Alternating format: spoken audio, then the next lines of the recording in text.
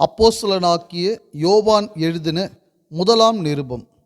1 யோவான் அதிகாரம் 1. ஆதி முதல் இருந்ததும் நாங்கள் கேட்டதும் எங்கள் கண்களினாலே கண்டதும் நாங்கள் நோக்கி பார்த்ததும் எங்கள் கைகளினாலே தொட்டதுமாயிருக்கிற ஜீவ வார்த்தையை குறித்து உங்களுக்கு அறிவிக்கிறோம். அந்த ஜீவன் வெளிப்பட்டது, பிதாவினிடத்தில் இருந்ததும் எங்களுக்கு வெளிப்பட்டதுமான நித்தியமாயிருக்கிற அந்த ஜீவனை நாங்கள் கண்டு அதை குறித்து சாட்சி கொடுத்து அதை உங்களுக்கு அறிவிக்கிறோம். நீங்களும் எங்களோடே ஐக்கியம் உள்ளவர்களாகும்படி நாங்கள் கண்டும் கேட்டும் இருக்கிறதை உங்களுக்கும் அறிவிக்கிறோம். எங்களுடைய ஐக்கியம் பிதாவோடும் அவருடைய குமாரனாகிய இயேசு கிறிஸ்துவோடும் இருக்கிறது. உங்கள் சந்தோஷம் நிறைவாயிருக்கும்படி இவைகளை உங்களுக்கு எழுதுகிறோம். தேவன் ஒளியாயிருக்கிறார், அவரில் எவ்வளவேனும் இருள் இல்லை. இது நாங்கள் அவரிடத்தில் கேட்டு உங்களுக்கு அறிவிக்கிற விசேஷமாயிருக்கிறது. நாம் அவரோடே ஐக்கியப்பட்டவர்கள் என்று சொல்லியும் இருளிலே நடக்கிறவர்களாயிருந்தால் சத்தியத்தின்படி நடவாமல் பொய் சொல்லுகிறவர்களாயிருப்போம். அவர் ஒளியில் இருக்கிறது போல நாமும் ஒளியிலே நடந்தால் ஒருவரோடு ஒருவர் ஐக்கியப்பட்டிருப்போம். அவருடைய குமாரனாகிய இயேசு கிறிஸ்துவின் இரத்தம் சகல பாவங்களையும் நீக்கி நம்மை சுத்திகரிக்கும். நமக்கு பாவமில்லை என்போமானால் நம்மை நாமே வஞ்சிக்கிறவர்களாயிருப்போம், சத்தியம் நமக்குள் இராது. நம்முடைய பாவங்களை நாம் அறிக்கையிட்டால் பாவங்களை நமக்கு மன்னித்து எல்லா அநியாயத்தையும் நீக்கி நம்மை சுத்திகரிப்பதற்கு அவர் உண்மையும் நீதியும் உள்ளவராயிருக்கிறார். நாம் பாவம் செய்யவில்லை என்போமானால் நாம் அவரை பொய்யராக்குகிறவர்களாயிருப்போம், அவருடைய வார்த்தை நமக்குள் இராது. 1 யோவான் அதிகாரம் 2. என் பிள்ளைகளே, நீங்கள் பாவம் செய்யாதபடிக்கு இவைகளை உங்களுக்கு எழுதுகிறேன். ஒருவன் பாவம் செய்வானானால் நீதிபரராயிருக்கிற இயேசு கிறிஸ்து நமக்காக பிதாவினிடத்தில் பரிந்து பேசுகிறவராயிருக்கிறார். நம்முடைய பாவங்களை நிவிர்த்தி செய்கிற கிருபாதார பலி அவரே. நம்முடைய பாவங்களை மாத்திரமல்ல, சர்வலோகத்தின் பாவங்களையும் நிவிர்த்தி செய்கிற பலியாயிருக்கிறார். அவருடைய கற்பனைகளை நாம் கை கொள்ளுகிறவர்களானால் அவரை அறிந்திருக்கிறோம் என்பதை அதனால் அறிவோம். அவரை அறிந்திருக்கிறேன் என்று சொல்லியும் அவருடைய கற்பனைகளை கை கொள்ளாதவன் பொய்யனாயிருக்கிறான், அவனுக்குள் சத்தியமில்லை. அவருடைய வசனத்தை கை கொள்ளுகிறவனிடத்தில் தேவ அன்பு மெய்யாக பூரணப்பட்டிருக்கும். நாம் அவருக்குள் இருக்கிறோம் என்பதை அதனாலே அறிந்திருக்கிறோம். அவருக்குள் நிலைத்திருக்கிறேன் என்று சொல்லுகிறவன் அவர் நடந்தபடியே தானும் நடக்க வேண்டும். சகோதரரே, நான் உங்களுக்கு புதிய கற்பனையை அல்ல, ஆதி முதல் நீங்கள் பெற்றிருக்கிற பழைய கற்பனையையே எழுதுகிறேன். அந்த பழைய கற்பனை நீங்கள் ஆதி முதல் கேட்டிருக்கிற வசனந்தானே. மேலும் நான் புதிய கற்பனையையும் உங்களுக்கு எழுதுகிறேன். இது அவருக்குள்ளும் உங்களுக்குள்ளும் மெய்யாயிருக்கிறது. ஏனென்றால் இருள் நீங்கி போகிறது, மெய்யான ஒளி இப்பொழுது பிரகாசிக்கிறது. ஒளியிலே இருக்கிறேன் என்று சொல்லியும் தன் சகோதரனை பகைக்கிறவன் இதுவரைக்கும் இருளிலே இருக்கிறான். தன் சகோதரனிடத்தில் அன்பு கூறுகிறவன் ஒளியிலே நிலை கொண்டிருக்கிறான், அவனிடத்தில் இடரல் ஒன்றுமில்லை. தன் சகோதரனை பகைக்கிறவன் இருளிலே இருந்து இருளிலே நடக்கிறான். இருளானது அவன் கண்களை குருடாக்கினபடியால் தான் போகும் இடம் இன்னதென்று அறியாதிருக்கிறான். பிள்ளைகளே, அவருடைய நாமத்தின் நிமித்தம் உங்கள் பாவங்கள் மன்னிக்கப்பட்டிருக்கிறதினால் உங்களுக்கு எழுதுகிறேன். பிதாக்களே, ஆதி முதல் இருக்கிறவரை நீங்கள் அறிந்திருக்கிறதினால் உங்களுக்கு எழுதுகிறேன். வாலிபரே, பொல்லாங்கனை நீங்கள் ஜெயித்ததினால் உங்களுக்கு எழுதுகிறேன். பிள்ளைகளே, நீங்கள் பிதாவை அறிந்திருக்கிறதினால் உங்களுக்கு எழுதுகிறேன். பிதாக்களே, ஆதி முதல் இருக்கிறவரை நீங்கள் அறிந்திருக்கிறதினால் உங்களுக்கு எழுதியிருக்கிறேன். வாலிபரே, நீங்கள் பலவான்களாய் இருக்கிறதினாலும் தேவ வசனம் உங்களில் நிலைத்திருக்கிறதினாலும் நீங்கள் பொல்லாங்கனை ஜெயித்ததினாலும் உங்களுக்கு எழுதியிருக்கிறேன். உலகத்திலும் உலகத்தில் உள்ளவைகளிலும் அன்பு கூறாதிருங்கள். ஒருவன் உலகத்தில் அன்பு கூர்ந்தால் அவனிடத்தில் பிதாவின் அன்பில்லை.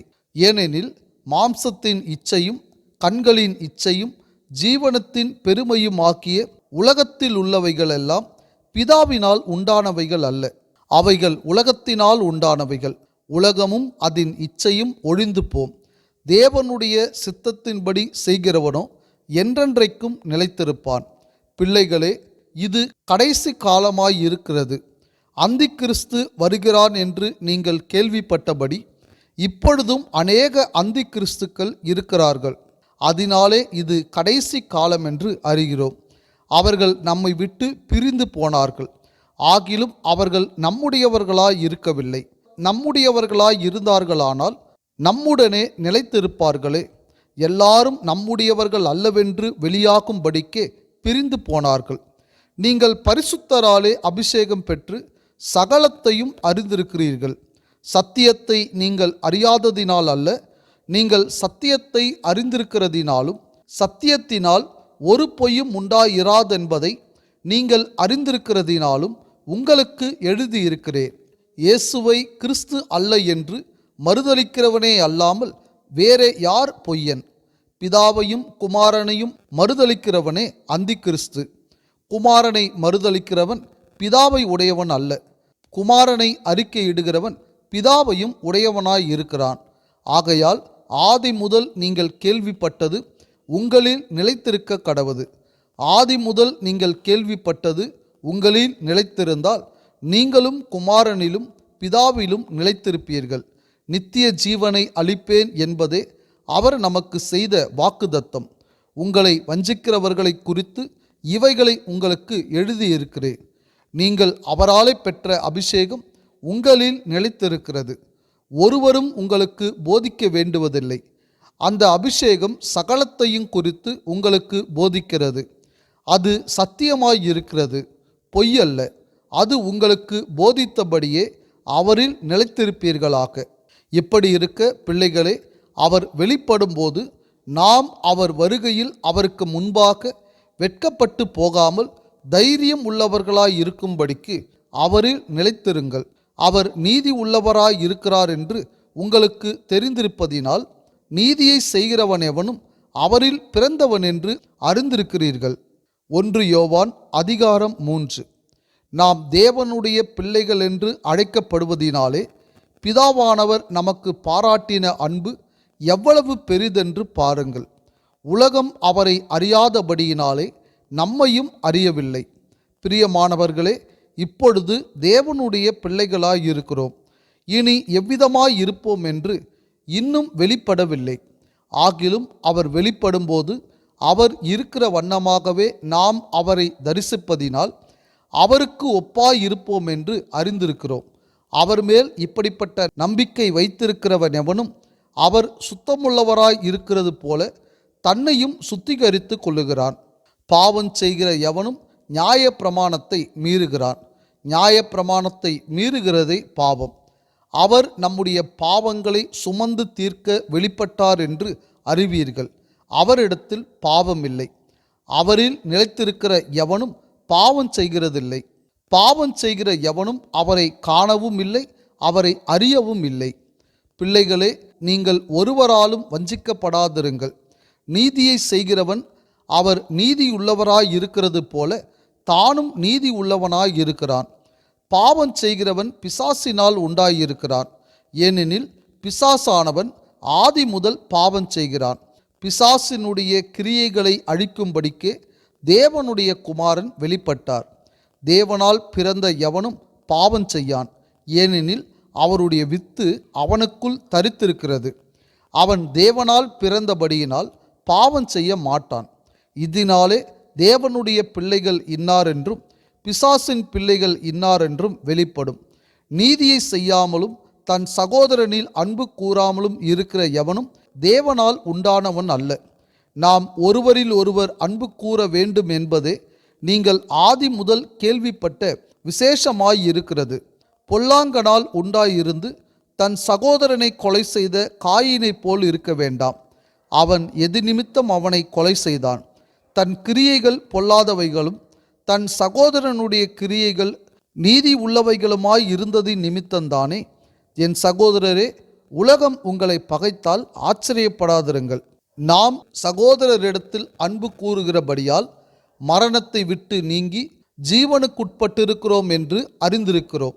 சகோதரனிடத்தில் அன்பு கூறாதவன் மரணத்திலே நிலை கொண்டிருக்கிறான். தன் சகோதரனை பகைக்கிற எவனும் மனுஷ கொலைபாதகனாய் இருக்கிறான். மனுஷ கொலைபாதகன் எவனோ அவனுக்குள் நித்திய ஜீவன் நிலைத்திராது என்று அறிவீர்கள்.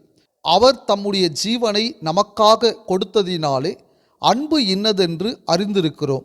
நாமும் சகோதரருக்காக ஜீவனை கொடுக்க கடனாளிகளாய் இருக்கிறோம். ஒருவன் இவ்வுலக ஆஸ்தி உடையவனாய் இருந்து தன் சகோதரனுக்கு குறைச்சல் உண்டென்று கண்டு தன் இருதயத்தை அவனுக்கு அடைத்து கொண்டால் அவனுக்குள் தேவ அன்பு நிலை கொள்ளுகிறது எப்படி? என் பிள்ளைகளே, வசனத்தினாலும் நாவினாலும் அல்ல, கிரியையினாலும் உண்மையினாலும் அன்பு கூற கடவோம். இதனாலே நாம் நம்மை சத்தியத்துக்குரியவர்கள் என்று அறிந்து நம்முடைய இருதயத்தை அவருக்கு முன்பாக நிச்சயப்படுத்தி கொள்ளலாம். நம்முடைய இருதயமே நம்மை குற்றவாளிகளாக தீர்க்குமானால் தேவன் நம்முடைய இருதயத்திலும் பெரியவராய் இருந்து சகலத்தையும் அறிந்திருக்கிறார். பிரியமானவர்களே, நம்முடைய இருதயம் நம்மை குற்றவாளிகள் என்று தீர்க்காதிருந்தால் நாம் தேவனிடத்தில் தைரியம் கொண்டிருந்து அவருடைய கற்பனைகளை நாம் கைக்கொண்டு அவருக்கு முன்பாக பிரியமானவைகளை செய்கிறபடியினால் நாம் வேண்டிக் கொள்ளுகிறது எதுவோ அதை அவராலே பெற்றுக்கொள்ளுகிறோம். நாம் அவருடைய குமாரனாகிய இயேசு கிறிஸ்துவின் நாமத்தின் மேல் விசுவாசமாயிருந்து அவர் நமக்கு கட்டளையிட்டபடி ஒருவரில் ஒருவர் அன்பாயிருக்க வேண்டும் என்பதே அவருடைய கற்பனையாயிருக்கிறது. அவருடைய கட்டளைகளை கை கொள்ளுகிறவன் அவரில் நிலைத்திருக்கிறான், அவரும் அவனில் நிலைத்திருக்கிறார். அவர் நம்மில் நிலைத்திருக்கிறதை அவர் நமக்கு தந்தருளின ஆவியினாலே அறிந்திருக்கிறோம். 1 யோவான் அதிகாரம் 4. பிரியமானவர்களே, உலகத்தில் அநேக கள்ள தீர்க்கதரிசிகள் தோன்றியிருப்பதினால் நீங்கள் எல்லா ஆவிகளையும் நம்பாமல் அந்த ஆவிகள் தேவனால் உண்டானவைகளோ என்று சோதித்தறியுங்கள். தேவ ஆவியை நீங்கள் எதினாலே அறியலாம் என்றால், மாம்சத்தில் வந்த இயேசு கிறிஸ்துவை அறிக்கை பண்ணுகிற எந்த ஆவியும் தேவனால் உண்டாயிருக்கிறது. மாம்சத்தில் வந்த இயேசு கிறிஸ்துவை அறிக்கை பண்ணாத எந்த ஆவியும் தேவனால் உண்டானதல்ல. வருமென்று நீங்கள் கேள்விப்பட்ட அந்தி கிறிஸ்துவினுடைய ஆவி அதுவே. அது இப்பொழுதும் உலகத்தில் இருக்கிறது. பிள்ளைகளே, நீங்கள் தேவனால் உண்டாயிருந்து அவர்களை ஜெயித்தீர்கள். ஏனெனில் உலகத்தில் இருக்கிறவனிலும் உங்களில் இருக்கிறவர் பெரியவர். அவர்கள் உலகத்துக்குரியவர்கள், ஆகையால் உலகத்துக்குரியவைகளை பேசுகிறார்கள். உலகமும் அவர்களுக்கு செவி கொடுக்கும். நாங்கள் தேவனால் உண்டானவர்கள். தேவனை அறிந்தவன் எங்களுக்கு செவி கொடுக்கிறான். தேவனால் உண்டாயிராதவன் எங்களுக்கு செவி கொடுக்கிறதில்லை. இதனாலே சத்திய ஆவி இன்னதென்றும் வஞ்சக ஆவி இன்னதென்றும் அறிந்திருக்கிறோம். பிரியமானவர்களே, ஒருவரில் ஒருவர் அன்பாயிருக்க கடவோம். ஏனெனில் அன்பு தேவனால் உண்டாயிருக்கிறது. அன்புள்ள எவனும் தேவனால் பிறந்து அவரை அறிந்திருக்கிறான். அன்பில்லாதவன் தேவனை அறியான். தேவன் அன்பாகவே இருக்கிறார். தம்முடைய ஒரே பேரான குமாரனாலே நாம் பிழைக்கும்படிக்கு தேவன் அவரை இவ்வுலகத்திலே அனுப்பினதினால் தேவன் நம்மேல் வைத்த அன்பு வெளிப்பட்டது. நாம் தேவனிடத்தில் அன்பு கூர்ந்ததினால் அல்ல, அவர் நம்மிடத்தில் அன்பு கூர்ந்து நம்முடைய பாவங்களை நிவர்த்தி செய்கிற கிருபாதார பலியாக தம்முடைய குமாரனை அனுப்பினதினாலே அன்பு உண்டாயிருக்கிறது. பிரியமானவர்களே, தேவன் இவ்விதமாய் நம்மிடத்தில் அன்பு கூர்ந்திருக்க நாமும் ஒருவரிடத்தில் ஒருவர் அன்பு கூற கடனாளிகளாய் இருக்கிறோம். தேவனை ஒருவரும் ஒருபோதும் கண்டதில்லை. நாம் ஒருவரிடத்தில் ஒருவர் அன்பு கூர்ந்தால் தேவன் நமக்குள் நிலைத்திருக்கிறார். அவருடைய அன்பும் நமக்குள் பூரணப்படும். அவர் தம்முடைய ஆவியில் நமக்கு தந்தருளினதினாலே நாம் அவரிலும் அவர் நம்மிலும் நிலைத்திருக்கிறதை அறிந்திருக்கிறோம். பிதாவானவர் குமாரனை உலக இரட்சகராக அனுப்பினார் என்று நாங்கள் கண்டு சாட்சியிடுகிறோம். இயேசுவானவர் தேவனுடைய குமாரன் என்று அறிக்கை பண்ணுகிறவன் எவனோ அவனில் தேவன் நிலைத்திருக்கிறார், அவனும் தேவனில் நிலைத்திருக்கிறான். தேவன் நம்மேல் வைத்திருக்கிற அன்பை நாம் அறிந்து விசுவாசித்திருக்கிறோம். தேவன் அன்பாகவே இருக்கிறார். அன்பில் நிலைத்திருக்கிறவன் தேவனில் நிலைத்திருக்கிறான், தேவனும் அவனில் நிலைத்திருக்கிறார். நியாய தீர்ப்பு நாளிலே நமக்கு தைரியம் உண்டாயிருக்கத்தக்கதாக அன்பு நம்மிடத்தில் பூரணப்படுகிறது. ஏனென்றால் அவர் இருக்கிற பிரகாரமாக நாமும் இவ்வுலகத்தில் இருக்கிறோம். அன்பிலே பயமில்லை. பூரண அன்பு பயத்தை புறம்பே தள்ளும். பயமானது வேதனையுள்ளது. பயப்படுகிறவன் அன்பில் பூரணப்பட்டவன் அல்ல. அவர் முந்தி நம்மிடத்தில் அன்பு கூர்ந்தபடியால் நாமும் அவரிடத்தில் அன்பு கூறுகிறோம். தேவனிடத்தில் அன்பு கூறுகிறேன் என்று ஒருவன் சொல்லியும் தன் சகோதரனை பகைத்தால் அவன் பொய்யன். தான் கண்ட சகோதரனிடத்தில் அன்பு கூறாமல் இருக்கிறவன் தான் காணாத தேவனிடத்தில் எப்படி அன்பு கூறுவான்? தேவனிடத்தில் அன்பு கூறுகிறவன் தன் சகோதரனிடத்திலும் அன்பு கூற வேண்டும் என்கிற இந்த கற்பனையை அவராலே பெற்றிருக்கிறோம். 1 யோவான் அதிகாரம் 5. இயேசுவானவரே கிறிஸ்து என்று விசுவாசிக்கிற எவனும் தேவனால் பிறந்திருக்கிறான். பிறப்பித்தவரிடத்தில் அன்பு கூறுகிற எவனும் அவரால் பிறப்பிக்கப்பட்டவனிடத்திலும் அன்பு கூறுகிறான். நாம் தேவனிடத்தில் அன்பு கூர்ந்து அவருடைய கற்பனைகளை கை கொள்ளும்போது தேவனுடைய பிள்ளைகளிடத்தில் அன்பு கூறுகிறோம் என்று அறிந்து கொள்ளுகிறோம். நாம் தேவனுடைய கற்பனைகளை கை கொள்வதே அவரிடத்தில் அன்பு கூறுவதாம். அவருடைய கற்பனைகள் பாரமானவைகளும் அல்ல. தேவனால் பிறப்பதெல்லாம் உலகத்தை ஜெயிக்கும். நம்முடைய விசுவாசமே உலகத்தை ஜெயிக்கிற ஜெயம். இயேசுவானவர் தேவனுடைய குமாரன் என்று விசுவாசிக்கிறவனே அன்றி உலகத்தை ஜெயிக்கிறவன் யார்? இயேசு கிறிஸ்துவாக்கிய இவரே ஜலத்தினாலும் இரத்தத்தினாலும் வந்தவர். ஜலத்தினாலே மாத்திரமல்ல, ஜலத்தினாலும் இரத்தத்தினாலும் வந்தவர். ஆவியானவர் சத்தியமாகையால் ஆவியானவரே சாட்சி கொடுக்கிறவர். பரலோகத்திலே சாட்சி இடுகிறவர்கள் மூவர், பிதா, வார்த்தை, பரிசுத்த ஆவி என்பவர்களே. இம்மூவரும் ஒன்றாயிருக்கிறார்கள். பூலோகத்திலே சாட்சி இடுகிறவைகள் 3, ஆவி, ஜலம், இரத்தம் என்பவைகளே. இம்மூன்றும் ஒருமைப்பட்டிருக்கிறது. நாம் மனுஷருடைய சாட்சியை ஏற்றுக்கொண்டால் அதை பார்க்கிலும் தேவனுடைய சாட்சி அதிகமாயிருக்கிறது. தேவன் தமது குமாரனை குறித்து கொடுத்த சாட்சி இதுவே. தேவனுடைய குமாரனிடத்தில் விசுவாசமாய் இருக்கிறவன் அந்த சாட்சியை தனக்குள்ளே கொண்டிருக்கிறான். தேவனை விசுவாசியாதவனோ தேவன் தம்முடைய குமாரனை குறித்து கொடுத்த சாட்சியை விசுவாசியாததினால் அவரை பொய்யராக்குகிறான். தேவன் நமக்கு நித்திய ஜீவனை தந்திருக்கிறார். அந்த ஜீவன் அவருடைய குமாரனில் இருக்கிறதென்பதே அந்த சாட்சியாம். குமாரனை உடையவன் ஜீவனை உடையவன். தேவனுடைய குமாரன் இல்லாதவன் ஜீவன் இல்லாதவன். உங்களுக்கு நித்திய ஜீவன் உண்டென்று நீங்கள் அறியவும் தேவகுமாரனுடைய நாமத்தின் மேல் நீங்கள் விசுவாசமாயிருக்கவும், தேவகுமாரனுடைய நாமத்தின் மேல் விசுவாசமாயிருக்கிற உங்களுக்கு இவைகளை எழுதியிருக்கிறேன். நாம் எதையாகிலும் அவருடைய சித்தத்தின்படி கேட்டால் அவர் நமக்கு செவி கொடுக்கிறார் என்பதே அவரை பற்றி நாம் கொண்டிருக்கிற தைரியம். நாம் எதை கேட்டாலும் அவர் நமக்கு செவி கொடுக்கிறார் என்று நாம் அறிந்திருந்தோமானால் அவரிடத்தில் நாம் கேட்டவைகளை பெற்றுக்கொண்டோம் என்றும் அறிந்திருக்கிறோம். மரணத்துக்கு ஏதுவல்லாத பாவத்தை தன் சகோதரன் செய்ய ஒருவன் கண்டால் அவன் வேண்டுதல் செய்ய கடவன்.